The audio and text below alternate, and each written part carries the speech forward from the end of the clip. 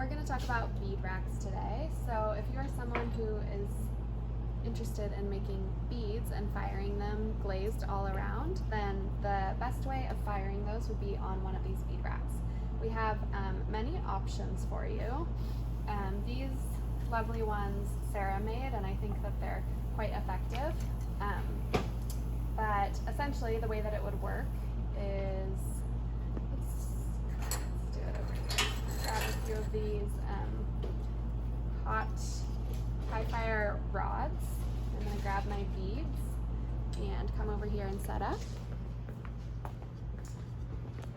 But essentially, I want to make sure that there's ample room on the rod to feed the bead through, and that there's no glaze on the inside of the bead. If there was glaze on the inside of it, it would just fuse to this in the kiln, ruining the rod and your bead. And then you can set it across the bead rack. You are more than welcome to put multiple beads. This one, too small, doesn't fit, unfortunately. Slightly smaller rod. No, it doesn't fit.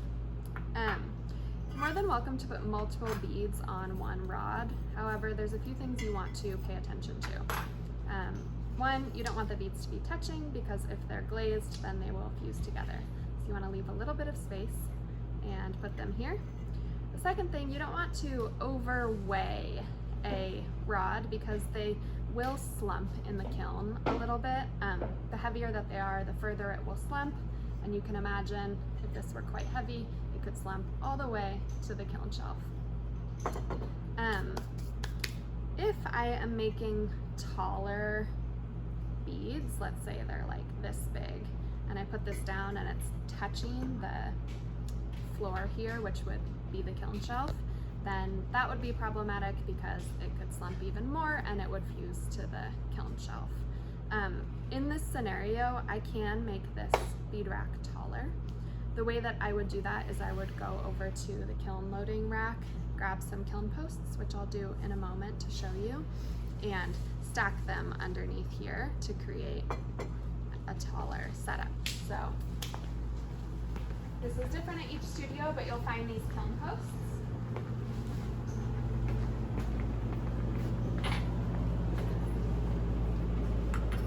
I imagine 2 would generally be fine, but I'll show you 4 just for the odd scenario in which you might need that. So this would be,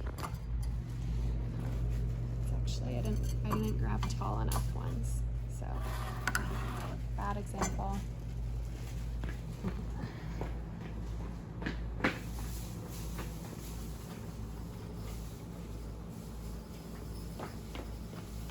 Good example, troubleshooting. Okay, so you put one under here and one under here, and there you see, if I put this in the middle, I could have quite tall beads that come down to here. If I wanted to make it even taller, I would go like that. So I would put this whole thing on the kiln shelf. Every bead rack is $5 to fire. They are kind of challenging to load into the kiln, so you might find that firing beads, it takes longer for them to move through the kilns, because our work trade members have to fit them in at the opportune time, which isn't in every kiln. Anything else, Sarah? Do we want to show the other bead racks? Sure. Smaller ones? Like these, like this style? Or the little ones? I'll show both. Yeah. Okay, so this is a little guy, and then these are called bead trees. The bead trees are taller, so that is beneficial, but they are a little more challenging to load. But essentially, it would work very similarly like that. You could load another one. And again, you just want to make sure these aren't too close, because of the slumping that can happen. You don't want the beads to fuse to each other.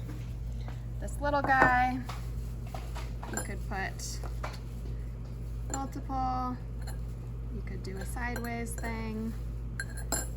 So yeah, lots of options there. And to make this one taller, you could just put it right on the sides there. Okay.